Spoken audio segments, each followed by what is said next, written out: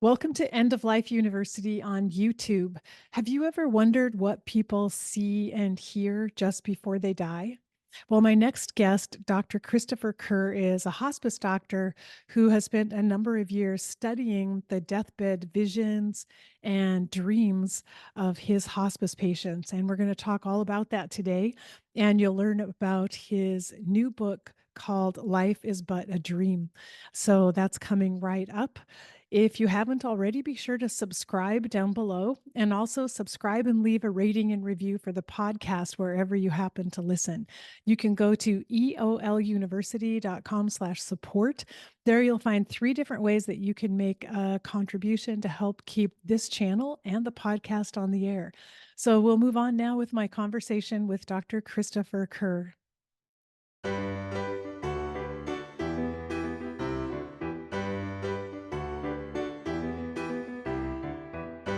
Dr. Kerr is a practicing internist in Buffalo, New York.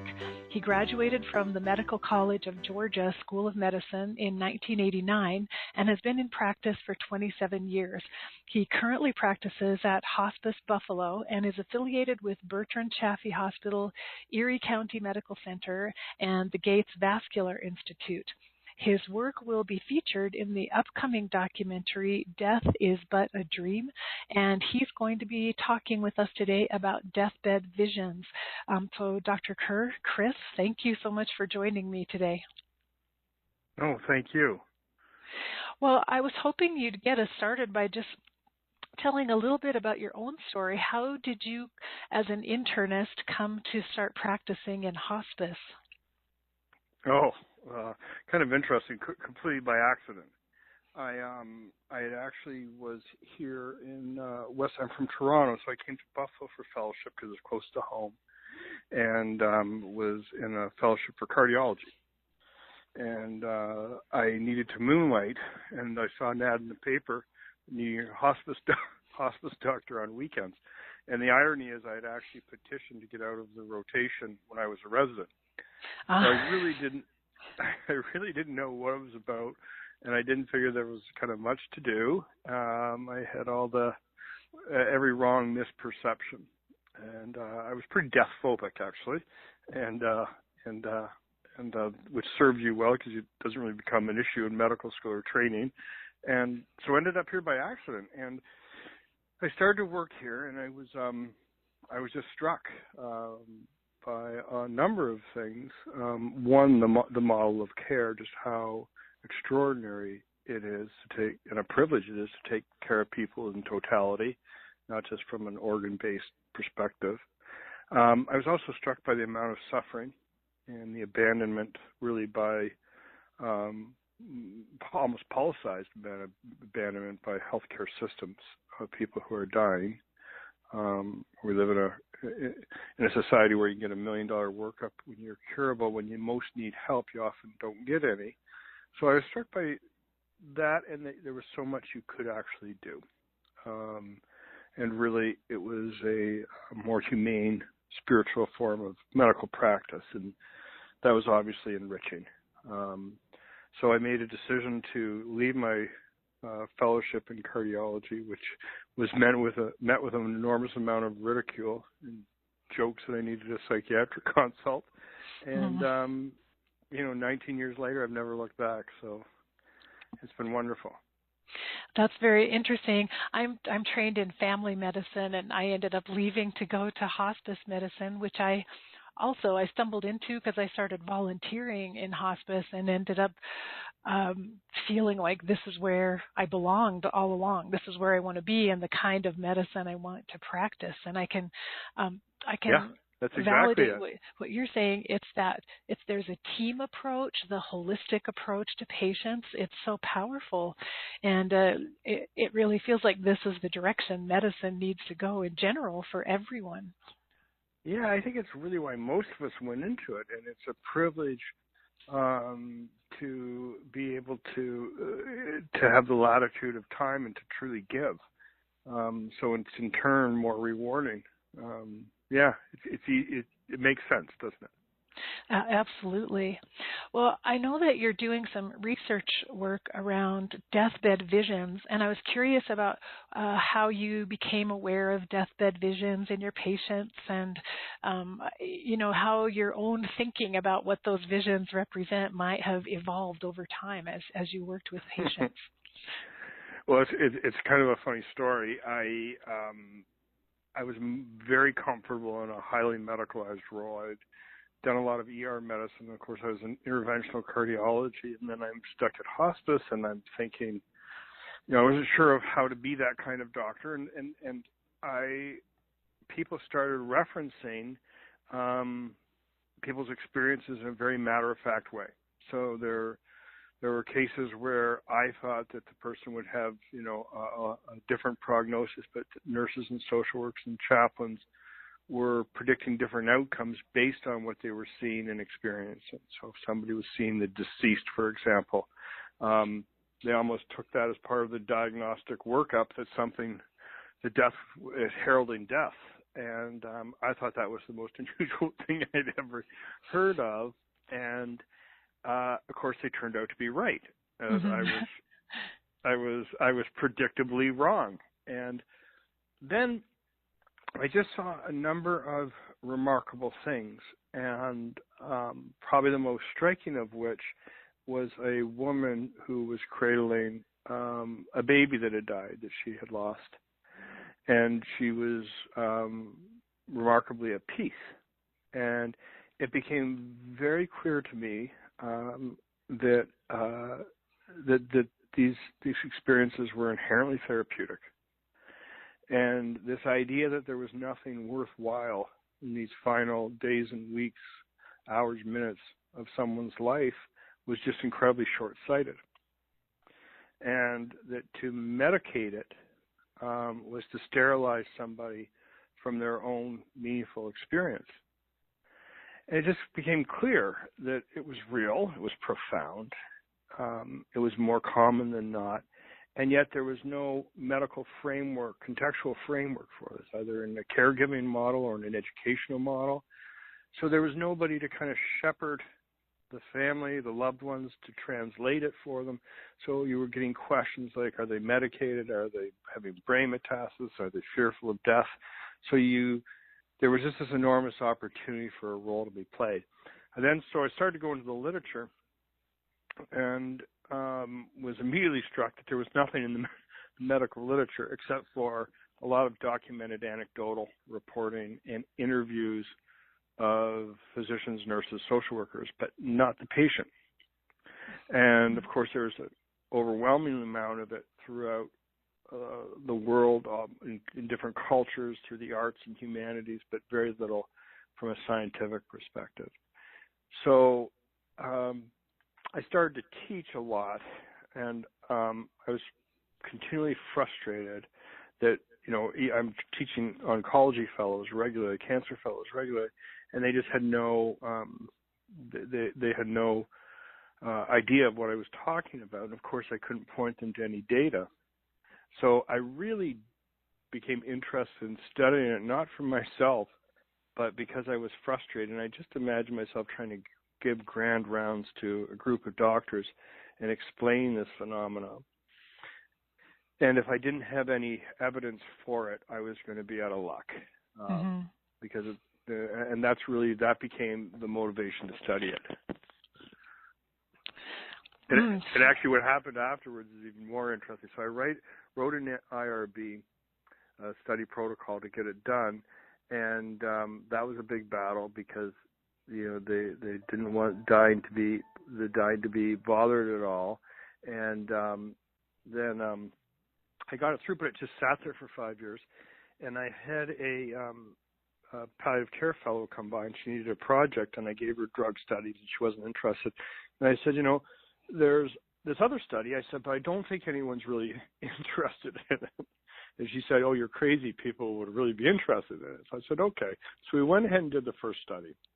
And I never got an email or an inquiry, even though it was published in good medical journals. We did a series of studies. And then the TED Talk came. And this is kind of telling. Then it lit up. It went, International. It was, read in China, India, The Atlantic, PBS, Huffington Post, New York Times. It spread like wildfire. So what didn't resonate at all in the medical literature sparked this enormous response from the lay community, which is really telling.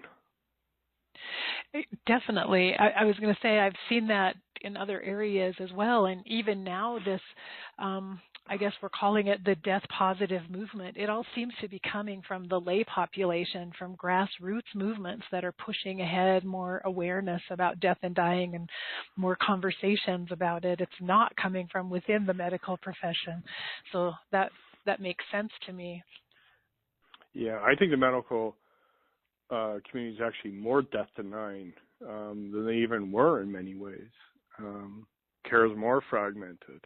But I think you're right, and I was talking to somebody who runs a publishing house, and they say that's absolutely true, is that, between the Death Cafe and the books being written, that there is this receptivity that didn't exist before. And I think it's part of it the baby boomers are dealing with parents and their own mortality, and there's definitely an openness to this. Yeah, and I guess as has happened in other areas, the medical profession will follow along, will ultimately evolve over time when the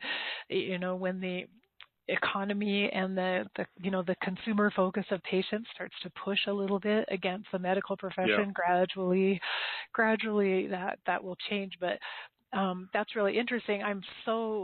I'm really happy that the TED Talk came out, because I just would hate the thought of your research kind of being squelched and buried when it's so valuable and important for people to hear about. So I'm really glad that happened.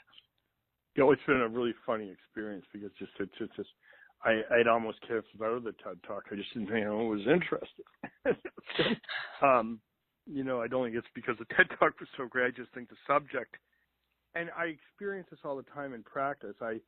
I'll go into a room where the family may be older, and I'll be telling them about this.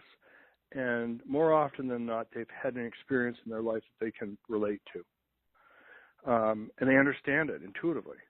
I'll go across the hall and lecture to 100 medical students, and not one will understand what I'm talking about. So yeah, there is this... There is definitely a difference. Well, I wanted to, it just so happens that a couple of days ago, I made an emergency visit back home to be with my niece, who's in hospice right now with breast cancer at the age of 46. Right. And sitting with her, she told me that a few days earlier she saw angels in her dream, and it really frightened her. She was afraid, and that no one seemed to offer her any comfort about that, and that concerned me, that no one was able to help interpret that in some more positive way for her, so she didn't have to be afraid. And so I thought, well, this would be a great thing to ask you, what might you have said to her in that case when she's talking about seeing angels surrounding her? Well, it's interesting. First of all, there's people who won't say anything. They'll actually keep it to themselves for fear of ridicule, and there's some evidence for that, even amongst healthcare providers, that they experience it more often than they say because they don't want to be misinterpreted. So I typically don't. I assume they are having the experience, and often I'll just go there first, and it's one of those experiences you almost need to give permission to first before you can actually start to discuss it. It's kind of like addressing anxiety with male COPDers, If you're short of breath, it's common for you to be anxious. Are you anxious? That's very different than saying, hey, do you have anxiety? Yes. So I usually try to really demedicalize it and give it permission by saying, hey, it's very common for people to have very unusual dream experiences that are more vivid or virtual than you've had before. And, are you having those? And they'll go, geez, yeah. And then we start to talk. I go, would you like to talk about it? And it's one of those things where it's fascinating that you can see the body language change. The experience is, for many people, so different and indistinguishable from waking reality that there's a lot of people who don't know how to process it. I always say, and make an analogy to a cocktail party. There's people who are very free and easy and talking. There's other people who are sitting in the corner quiet, and you see the full gamut. But there are absolutely people who need to be liberated enough to be able to talk about it, and other people who you walk in. I get people actually who come in waiting for the experience because they've seen others have it and are disappointed when they're not having it. Mm. So you see the full gamut, but I actually was on call this weekend, and a woman sat here for 3 days and nobody had asked her. And sure enough, she's in her 80s and her mother's sitting on her bed. And you can tell that it's one of those things, those very personal things, though, that requires some validation. That you're not losing your mind, that this is common, more common than it's not, and it's a good thing. Mm-hmm. Yeah, I think in my niece's case, it was decided that it was because she was low on oxygen, so they started her on oxygen so that wouldn't happen again. And I tried to help her see it in a positive light, and that if it did happen again with or without oxygen, it would be fine, that she could embrace that, as part of her experience. But anyway, I think you're so right. Our medical profession tends to try to medicalize those experiences and find some explanation for it, to explain it away, rather than just validating it and embracing it as it is. Well, it's a shame because medicine's great with questions of the mind, but not so great when it comes to questions of good with questions of the brain, but not the mind. Mm-hmm. And so it's and of course it's so silly because it's not a hypoxic brain usually, and it's certainly not delirium. Delirious folks are typically have tangential, disorganized thinking, and the emotions that are evoked are anxiety and fear and panic, not peace and enlightenment and comfort. They're typically not intact thematically. They don't tell you, hey, I had a dream when I was 4 that this happened. Delirious patients are spiders and snakes, and someone's chasing them. Anyways, so no, I don't see it as the same at all. But it's a shame that we dismiss, because really we view dying in the same way we view illness, which is we view it in terms of organs failing, not a life closing. And it's just very limiting to see it, a personhood in pieces and parts, not in the totality of love and experience and the richness. So it's ultimately it's dehumanizing. Mm-hmm. How we treat people at this point. Yes, absolutely.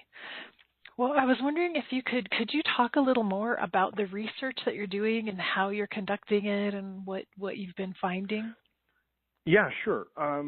Basically, what we first wanted to do was to show that the phenomena actually occurred, was to validate that it happened. And so what we did was we came up with a standardized quantitative kind of survey instrument, and we would interview people on a daily basis up until death. We were interested in a couple things. We were interested in whether these occurred, whether they were asleep or awake or both, whether they were comforting or distressing, and we scaled that on a Likert scale, like it's kind of 0 to 10. We were also then had a menu list of things you could pick from. What was it you were dreaming of?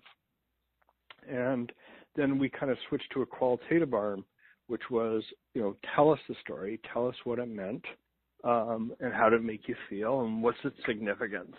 So we've done that full gamut.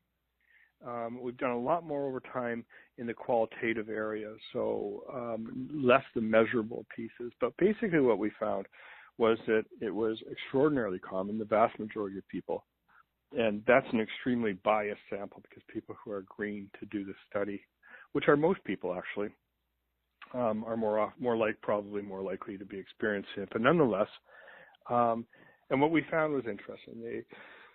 They occurred almost in equal parts, sleep and awake, and the thought is that this is almost like a lucid dreaming, a wakeful dreaming that people are experiencing.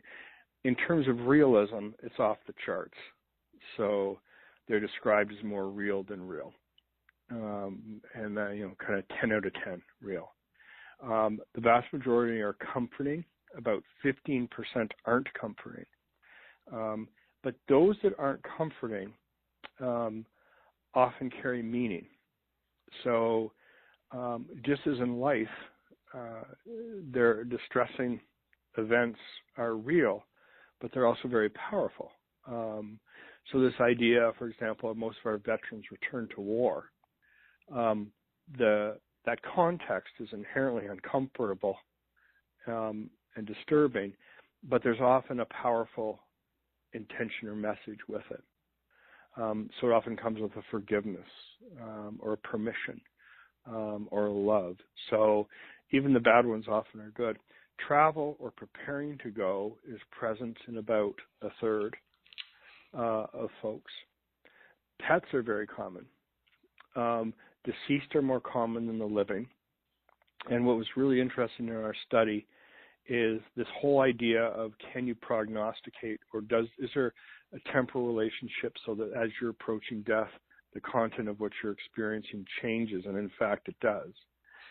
As you get closer to death, you will see more of the deceased than the living. And what's wonderful in that is seeing the deceased is associated with a higher level of comforture. So there's almost this built-in mechanism that as we're leaving this world, we're flooded with the sensation and feeling and meaning of all of those who have been impactful.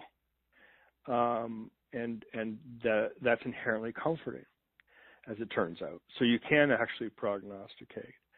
I think one of the things that's very interesting, and others have shown this, is a near absence of religious symbolism. And there's a beautiful article that was written by a Harvard-trained theologian who documented the same thing in her anecdotally in her experience. And her interpretation is really wonderful, which is that, if you assume that God is about love, and our first church is really our family, and the tenets of faith, love, forgiveness, etc., are actually very powerful and actually the most common themes in the end-of-life dreams. It's actually, so you could argue it's actually very consistent with religion, but the symbolisms aren't there, so people don't typically talk. So seeing the angels is probably the most common one you see, but even it's very rare. So that's interesting. Often the dream or vision goes to our specific need. So it could be the need to be reunited. It could be the need to be forgiven, to love, to be loved.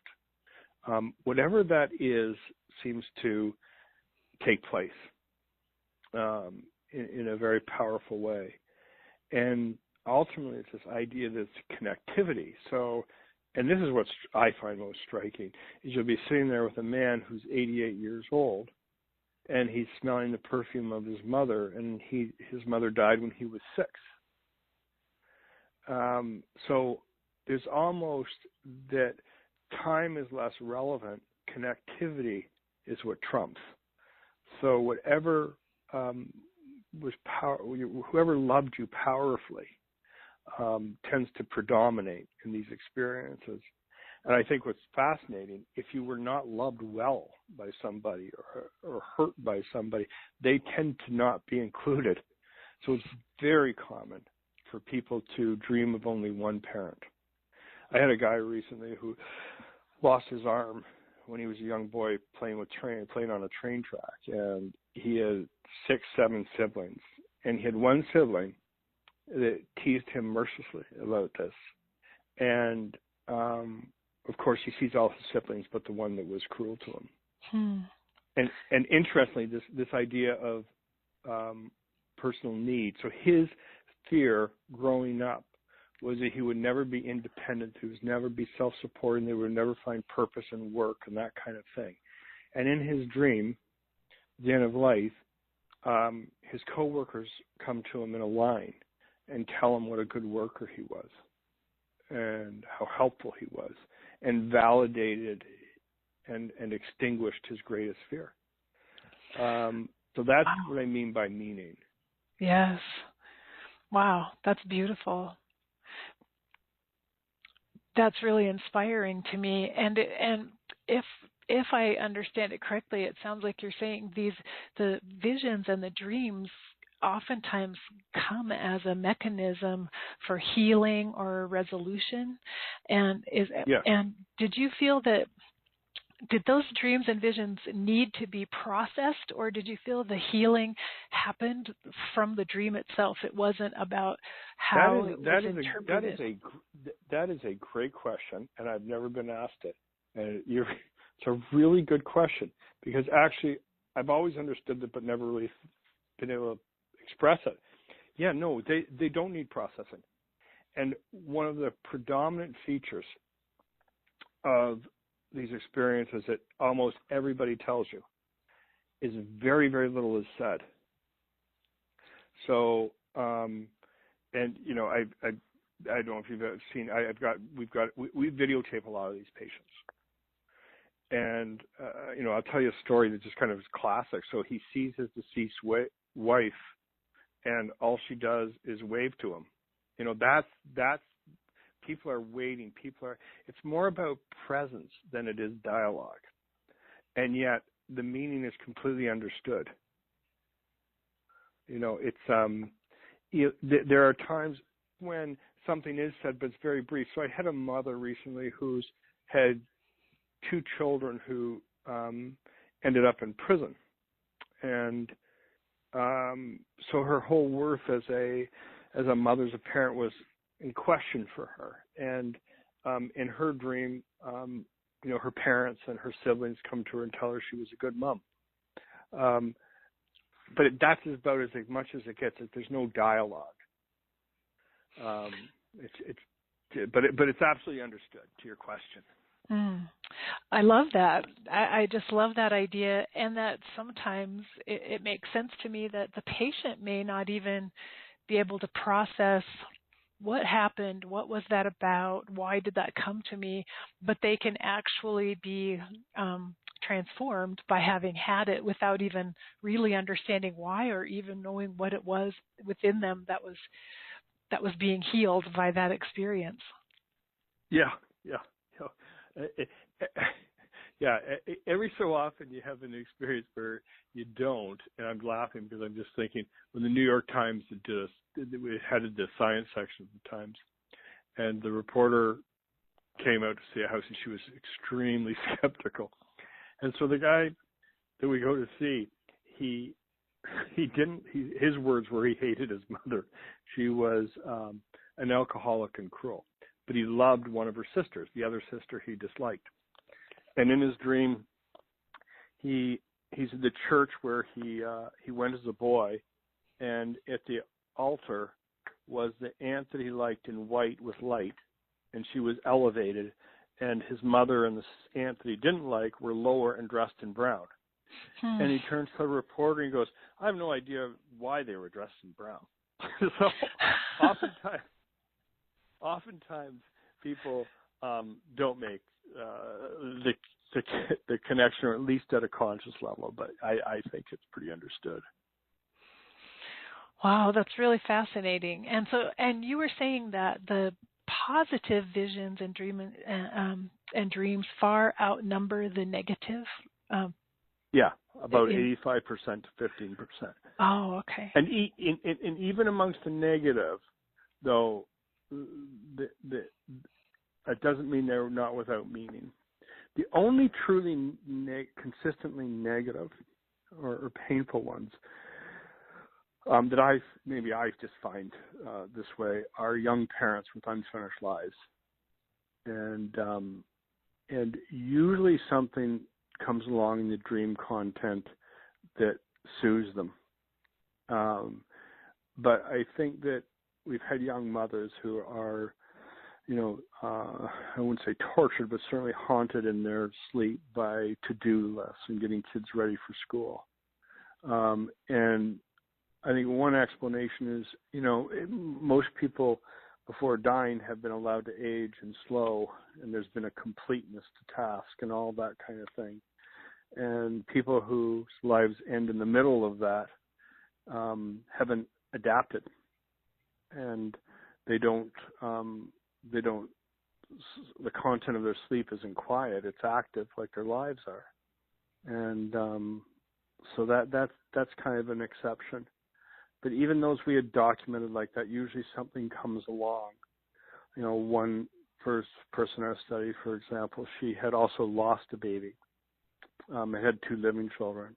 And as she got closer to death, she got to hold and experience the presence of her deceased child. So there's always a twist, it seems. Mm-hmm. So interesting. And it seems as if each person receives whatever it is they need, whatever it is that might help them the most as they're working through these issues at the very end of life. Yes, absolutely. Yeah.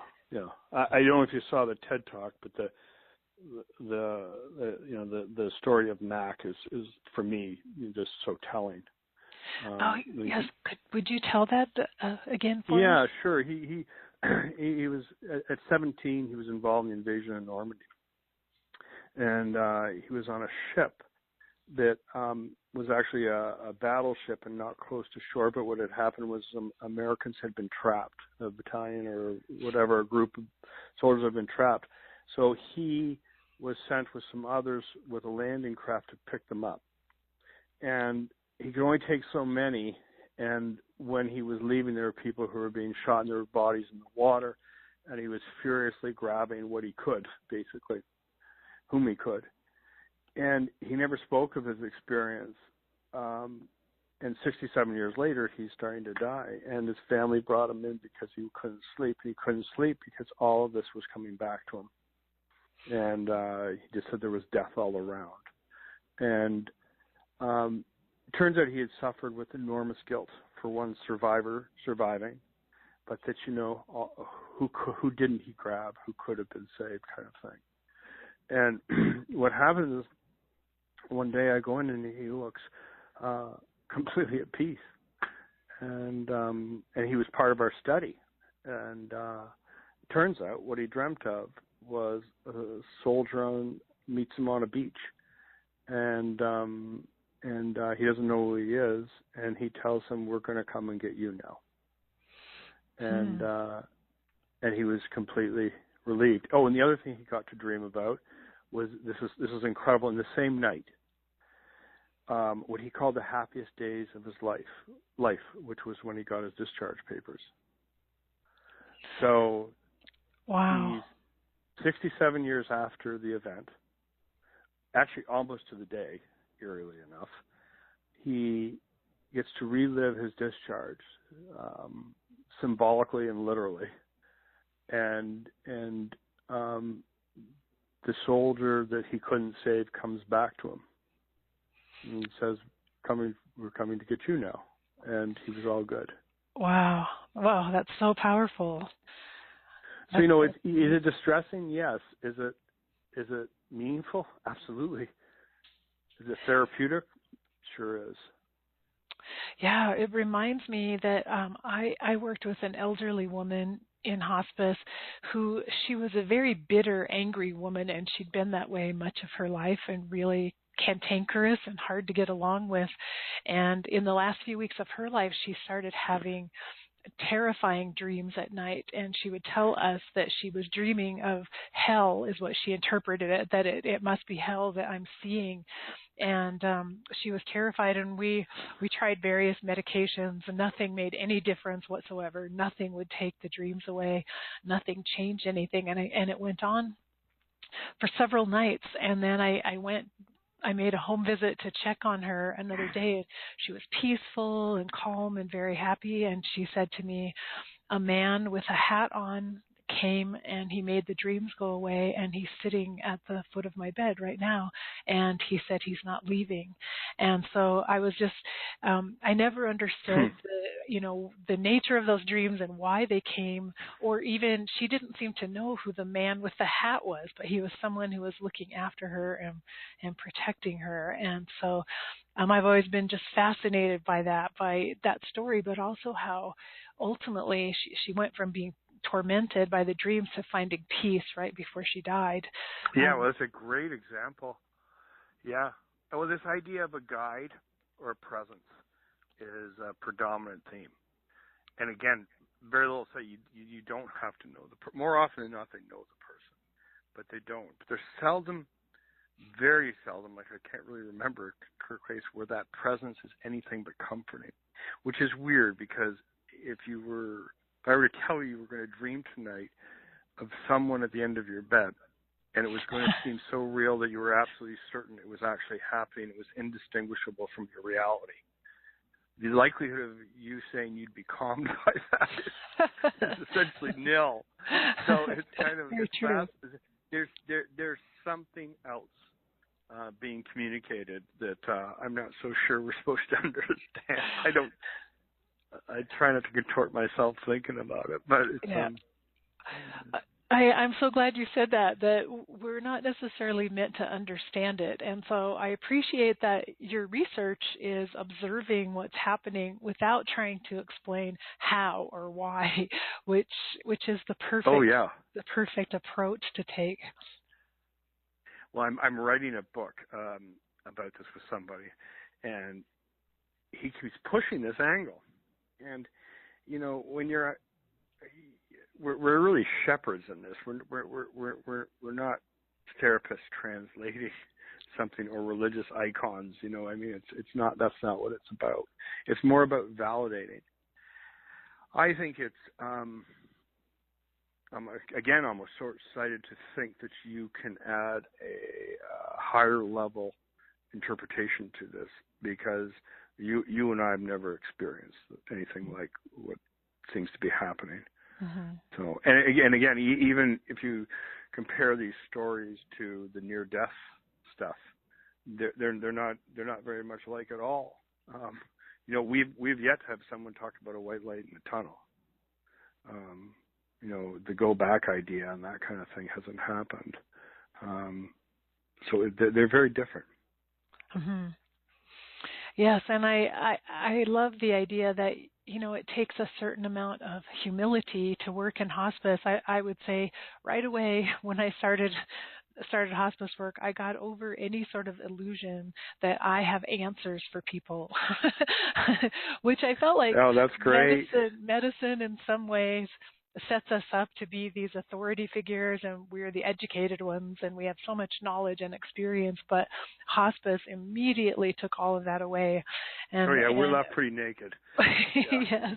Yes, and right away I felt like I don't really have very much to tell you, except this is what I've seen before, but I'm not going to predict anything or tell you what I think will happen for you. Yeah. No, I couldn't agree with you more. That's funny you put it that way, because you think about it, it's having gone through the experience of being a hospice physician probably is the right experience to translate this. Not just because we see it, but it does put you in an observer's role. We're not about fixing or changing it. Do you also practice as an internist as well, outside of hospice, or are you doing? No, I do this exclusively. I'm also the interim CEO. I'm usually the medical director. We have a big staff. We have like 15 full-time doctors and nurse practitioners. We have a large palliative care program. We have about 1,000 people in a day, including a large pediatric program. There's about 100 children in our palliative care program. So we're busy. So I do a lot of administrative things, which it's not my preference at all. It just kind of happened. And we have I have a research team with 3 or 4 grad students, and we're always busy. Mm-hmm. Yes, it sounds like it.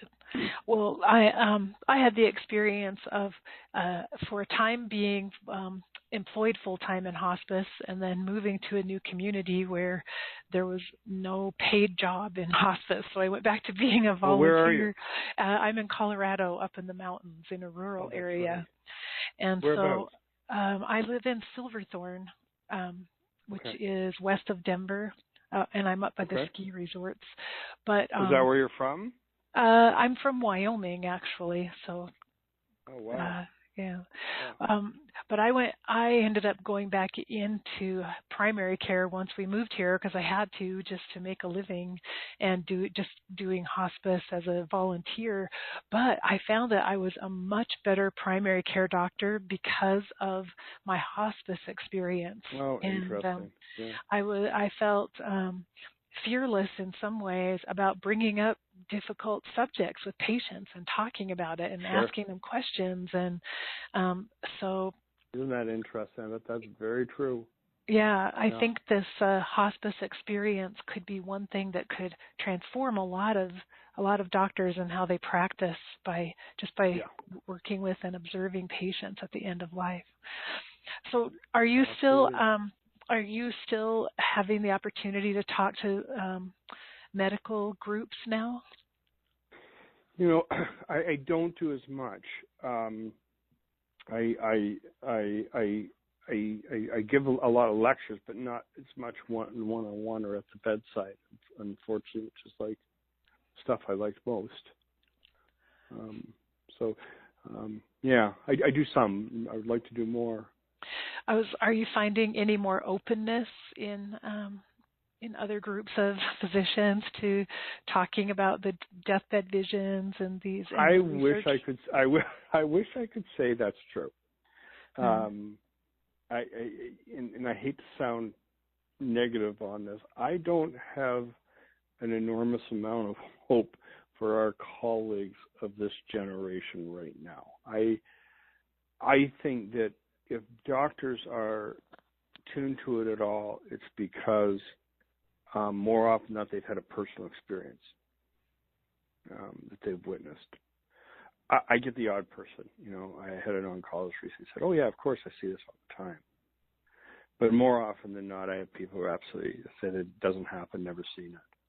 And if you think about it, there's often not a lot of physician interaction when somebody's dying. They're less likely to see it. The nursing community, on the other hand, is completely different. Mm-hmm. So direct care people, far and away, seem to understand the things happen and validate it all the time. But I think what is changing, at least in our community, it's gotten so much attention that it's certainly caused a conversation, a louder conversation. So even when it was in the New York Times that week, there was one of the primary debates. They had more responses to the story on this than they did to the debate. When they put the teaser out for the film, there was over 500,000 in 7 days had responded to it. Wow, that's PBS amazing. did it. Yeah, when PBS did it in one of the Midwest states, it was the number one responded to story of the season. So I guess I put my hopes more on that side of things, that people are feeling a little more empowered they're at least validated and at least taking a language in which to start a conversation, a narrative about it with folks. And I think that's powerful. And it's not just that. I think a lot of people are writing kind of related books and that sort of stuff. So I think we're seeing that. I just don't see it at the physician side. Yeah. Yeah, sadly, I have to agree with you there. I don't see much Yeah. of that interest. So, tell us about the documentary "Death Is But a Dream." Do you have any idea when that is likely to be released? Yeah, it's being timed with the release of a book, which is being written, and I believe it's about a year from now. Okay, all right. Is when they're planning on it. They've filmed a lot of it, and it's been great because one of the things that was important to us, because if I were to stand up and give a lecture on this, I could never do it justice. You actually have to see and hear the patients. So we have hours and hours and hours of patient footage, and I think we all make assumptions about what these people look, sound like, their frailty, their confusion, their illness, whatever. But when they actually get to see them in video, it's really quite remarkable. So we had a lot of video on folks, so that makes up a lot of it. So it's worked out really well. I just think it's so much more important than anything I can say or any study we can do. I think it's seeing and hearing from patients directly. Well, I'm really looking forward to that, to seeing that. And I noticed in the TED Talk you do have a few video clips within Right. the TED Talk too, which people can see right now, and the trailer for the documentary too, to get an idea of what they have to look forward to. Yes. Before we close, is there any bit of advice that you have for, say, for hospice workers who hear someone maybe working with a patient who starts talking to them about a dream or a vision? Anything that you would advise hospice workers to say or how they should respond? I think, again, it's this idea of stepping forward first. Accepting just as a premise that there is a subset of your patients who are experiencing this in a way that they're not sure how to verbalize or if it's okay to verbalize, so they tend to keep it inside. And so it's kind of on us to allow them to express. So I it's more relevant than, for example, checking blood pressure is checking on people and recognizing just that really what we're dealing with is more psychogenic states of discomfort and mean physical ones at this point at the end of life. And it's our obligation to go there because others won't. And then I think it just naturally flows from there. So I like that. I have yet to meet a patient who went, and you asked that follow-up question, you do want to talk about it. I can't say who said no. So this is good to empower hospice workers to feel free to start normalizing this discussion, and even to bring it up with patients by just saying, oh, many times our patients have interesting dreams or visions. Have you ever experienced that? I think describing them as vivid is what's really the key word. Vivid. Oh, I like that. Does it feel very real? Because what's unsettling to people often is, even if the content is unusual, the most common thing we hear said, I don't normally dream, but. So, or even the smaller number is, I dream but not like this. It's the striking realism of it that it is off-putting as much as the content.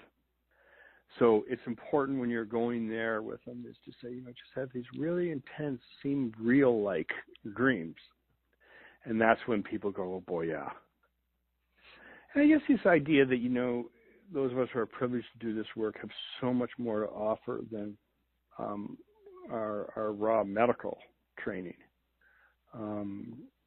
And this can be something that we can offer at the bedside that, carries with it therapeutic worth.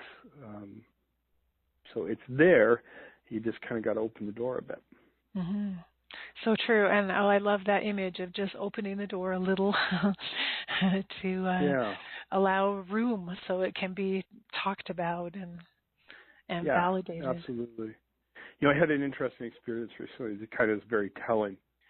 I walk into a room and the daughter sitting in the corner, hands on lap, staring off, not really at the bedside. And this can be one of those obstacles at the bedside for people if you don't translate it for the family.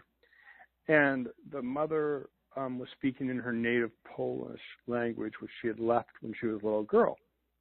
And the daughter actually had gone, because the family was Polish, she could understand it but not speak it. And so she's completely uncomfortable by her mother's talking away to her deceased relatives or whatever. And she's sitting in the corner, and I said, no, this is normal, and you should get closer to it and ask questions, And I came back the next day, and the daughter had a notepad, and she was learning about all sorts of things about her mother didn't know. Her childhood's dog's name, what her day was like. She's back on the farm, and she's milking cows and this and that, and hearing about her grandparents. This whole world opened up to her. And I think it's this idea that, she's physically declining, yet spiritually, psychologically, she's very present and alive to her. And so translating for the family, not just the patient, is so powerful. And we've done studies looking at the value of this in bereavement. And it means a tremendous amount. And the best example is, imagine your partner and you had lost a child, and you're over her bed or his bed, and this great loss returns, and that your partner, your life partner, is holding that child or talking to that child. That completely changes. Where is that person now? Are they okay? Are they frightened? All those things and fears we have is replaced by meaning and love. Mm-hmm. So it becomes very important to message this to the loved ones, I think. So true. What a good point, because the healing is not just meant for the patient, but it can be restorative for the entire family. Oh yeah, very much. Yeah, that data is really interesting, actually. Yeah. Well, I just had the thought of patients who are dying not in hospice but in hospitals, in the ICU, and wondering about the prevalence of these experiences in those settings and how often it just gets completely overlooked or ignored. Yeah. People ask that all the time, and we'll never know because medication for good reason is being used and obscures it. Yeah. It's really an unnatural death, and so I don't know as we'll ever know. Yeah, how true. Yeah. Well, I'm speaking with Dr. Christopher Kerr of Hospice Buffalo. So, Dr. Kerr, Chris, I want to thank you so much for taking time out from your busy schedule to have this conversation. No, thank you. So fun talking to you, because I've been interviewed by a lot of people, but never anybody who's a physician, and your questions are great. Really got me thinking. So thank you. Oh, you're very welcome. Well, it's been my pleasure. So. Take care. See you in June. Good luck with your work. Yes, I'll see you in June. Thank you. So, all righty. All right. Goodbye. Thank you very much. Bye. I hope you enjoyed my conversation with Dr. Christopher Kerr. I'll be back again with another interesting interview for you in the future. So until then, take care and be well. Bye-bye.